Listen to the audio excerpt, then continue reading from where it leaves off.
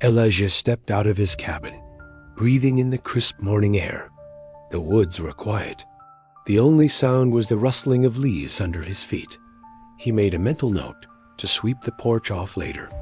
This was his favorite time of day, before the world woke up and the noise began.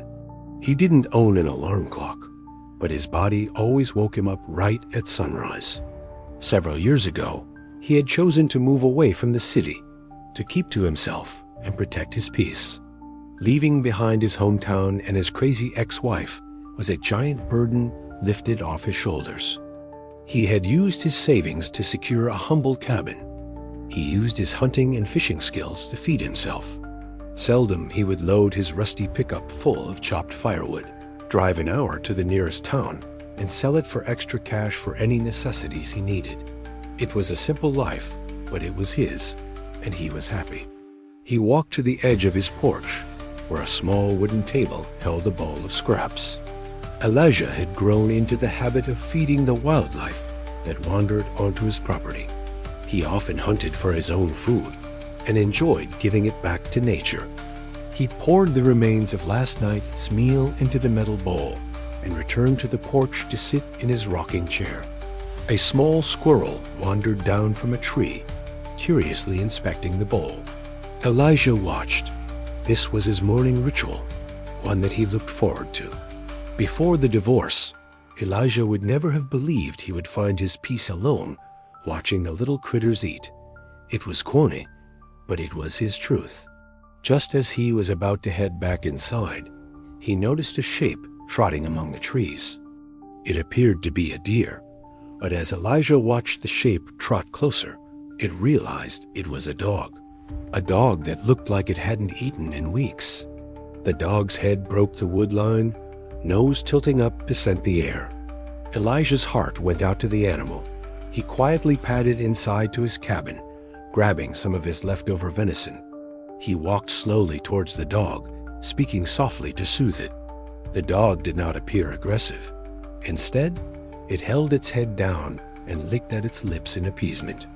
The stray tucked its tail and hesitantly took a few steps closer, eyeing to bowl in the man's hands.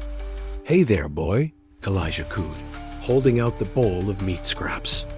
"You look like you could use a meal." The dog crept closer. Its tail made a few weak wags. Elijah observed the dog's ribs protruding from its sides, its matted brown coat, and the desperation in its eyes. He felt a pang of compassion and reached out to pet the dog's head.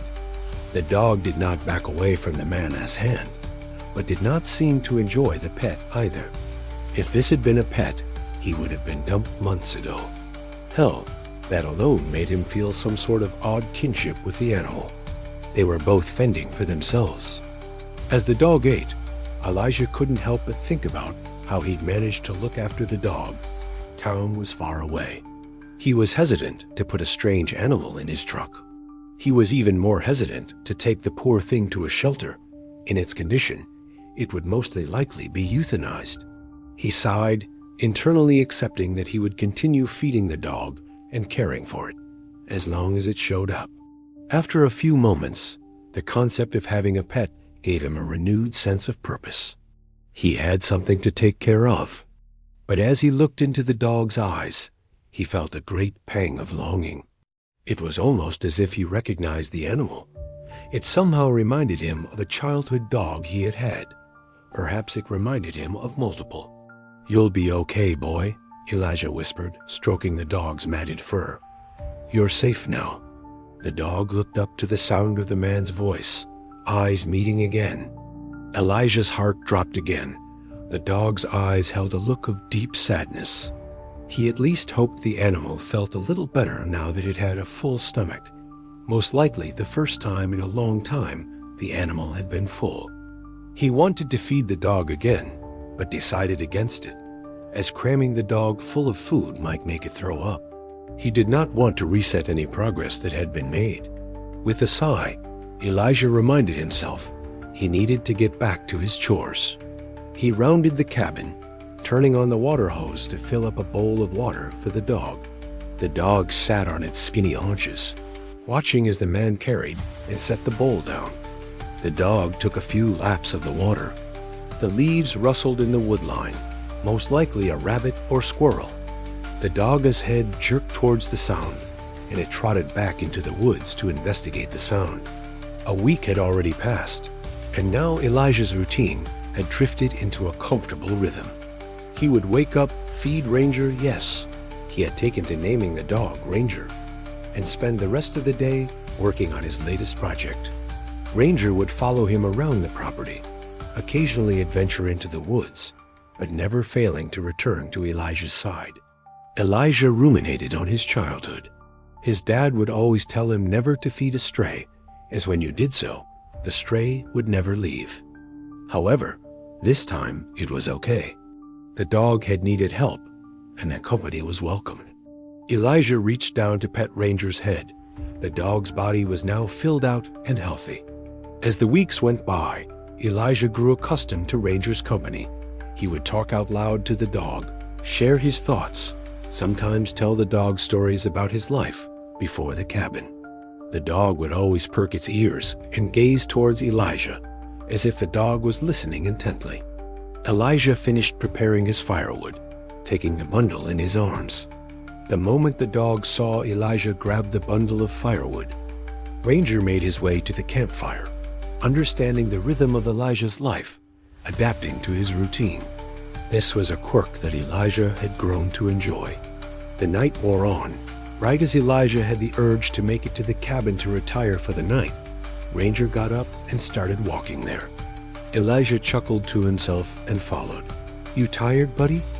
Elijah asked, the dog curling up on the floor at the side of Elijah's bed. As he drifted off to sleep, Elijah let an arm drop down to pet the top of Ranger's head. The soft fur and gentle snoring was comforting. It reminded Elijah that he wasn't alone up here in the woods. Elijah's sleep was fitful that night. This was the first time he had experienced a nightmare since he had left town. He woke up, mood-soured. He came here to be at peace. He had left all of his worries in town. Why would they come back to him here? Rubbing his eyes, the visions of the dream washed back over him. He was running through a dense forest. The trees loomed over him like they were entirely too large, or he was entirely too small. Something was chasing him. The weight of unseen eyes crushed him. His head spun with vertigo. Disorientation haunted him, as if he had lost his way in what should be a familiar place. Opening his eyes to his room, the sun shone through. He had woken up late, the first time he had done so since he left the city. He glanced down. Ranger was no longer there. He swung his legs over the side of the bed, stood up with a yawn, and walked to the window. Ranger was sitting by his bowl, staring at the cabin, unblinking with an expectant gaze. Elijah smiled. Remember, he was late with the dog's breakfast. It was funny to him that Ranger had grown to be such a creature of habit. He supposed if Ranger had been a stray, never knowing when his next meal would be, the routine was a comfort to him. "Sorry, boy," Elijah said, pouring some sliced venison into Ranger's bowl. "I slept in a bit today." Ranger's tail made a few wags, and he bent down to eat. Despite the strange dream, everything was fine. Ranger was healthy, the morning peaceful. Elijah returned back inside, making himself a cup of coffee. Elijah spent the rest of the day working on his carpentry projects in his workshed. He hammered nails into a wooden beam, something that would later become furniture he would eventually load up and sell in town. He noticed Ranger sitting beside him, eyes watching his hands work with an intensity Elijah had never noticed before. It was almost as if Ranger was trying to understand what Elijah was doing. "What is it? You gonna start building tables too, boy?" Elijah chuckled. The dog tilted his head, eyes still watching Elijah's hands work. Soon, Elijah made his way to grab a drink from the cabin. Ranger followed with a fast trot. As Elijah opened the fridge, Ranger positioned himself beside Elijah, nose twitching as he scented the air. Elijah smiled, handing the dog a treat which it took gently from his hand. As he watched Ranger, he noticed the dog took an oddly long time chewing the meat. The leftover venison, Ranger had always just swallowed up as any other dog Elijah had had in the past would. He must have accidentally left some gristle in the meat. Elijah returned to his workshop to put his tools away for the day. He caught Ranger sitting in the spot he had been working in earlier. The dog stood over wood shavings and sawdust, its head tilting as if it was considering the mess. Ranger's paws were dirty, as if he had been digging in the shavings. Elijah took a broom and cleaned up his mess, taking a moment to dust the dog's paws off to prevent the shavings being tracked into the cabin. "Come on, bud, let's go to bed," Elijah called to the dog as he went inside. That night, as Elijah drifted off to sleep, he couldn't help but feel odd about how curious Ranger had been in the shed. He hoped there wasn't anything in the shed that Ranger could sense that he hadn't seen. It was the time of year snakes would be looking for warm areas. If he or his dog were bitten by a venomous snake, the hour drive into town would not be on their side. The following night, Elijah sat near his campfire, watching the night stars twinkle to life. He had searched in and around the shed all day and found no sign of snakes, spiders, or any other creature. This reminded him of the wildlife it had been feeding. He had seen nothing but birds since he began feeding Ranger. It did make sense. Having a dog would ward off the squirrels, coons, and anything else a dog might chase or eat. Elijah let his eyes close, enjoying the warmth of his fire. "Ready to go to bed, Ranger?" Elijah asked, turning to look at the dog. The dog laid behind him, shielding itself from the fire. Ranger appeared to be asleep, snoring softly, chest rising and falling. Elijah turned his attention to calming the fire. Go to bed." A low voice rumbled so close to Elijah, it rattled his chest. He snapped around, only to almost trip on Ranger, who was still dead asleep. He could have sworn he heard someone tell him to go to bed. Surely if someone was there, Ranger would have stirred. He must have imagined it. The long days and nights in the woods by himself, isolated from others. The loneliness was getting to him. He sighed, reaching down to pet Ranger. As he stroked Ranger's coat, the dog's skin twitched and rippled under his fingers. Ranger's face was still relaxed, his eyes closed. He stood up, walking to his cabin. He would sleep whatever was wrong off. Elijah woke up early. A voice had awakened him. Come, Uddy, let's eat," the low, raspy voice growled. He had to be in a dream, a lucid dream. He jerked himself out of bed to the window, pulling the curtains back. Ranger was on the porch, standing perfectly upright. His forelimbs looked dislocated and hung loosely at his sides as he stepped with broken and bowed hind legs. Elijah's stomach plummeted. Chills curled tight around him. His heart raced, and he felt bile start to eat at the back of his throat. This wasn't a dream. It was a nightmare. It had to be. Ranger stepped off the porch, towards the metal bowl. Dislocated front limbs dangled as he walked. Elijah could only see Ranger's back, but the animal's pelt was damaged. Clumps of hair littered the porch. What are you looking at? Our Ranger? The animal mimicked Elijah's voice, more accurately this time. The animal snapped around. Human eyes met Elijah's through the window. Elijah stumbled backwards, in shock, unable to coordinate himself or his thoughts. His heart was beating, so fast his vision was throbbing. Elijah fell down on the hard cabin floor, his limbs suddenly weak and heavy with fear. He grabbed the side of the bed, struggling to haul himself back up. He had to run. He had to get up and run. The cabin door slammed open. The creature's shape loomed at the doorframe, the sunrise backlighting the misconfigured body. In a flash, the dog leaped forward onto Elijah. Strong jaws snapped at Elijah's face, only barely able to fight enough to keep the animal's head away from him.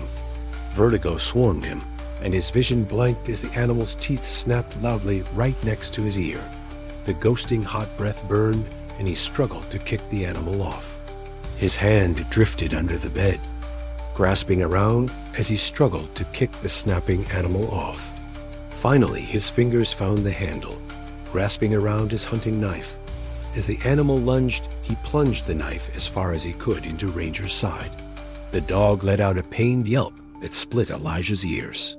Ranger's cries brought tears to his eyes. He sobbed as Ranger's head fell onto his chest. Blood gurgled up from Ranger's jaws.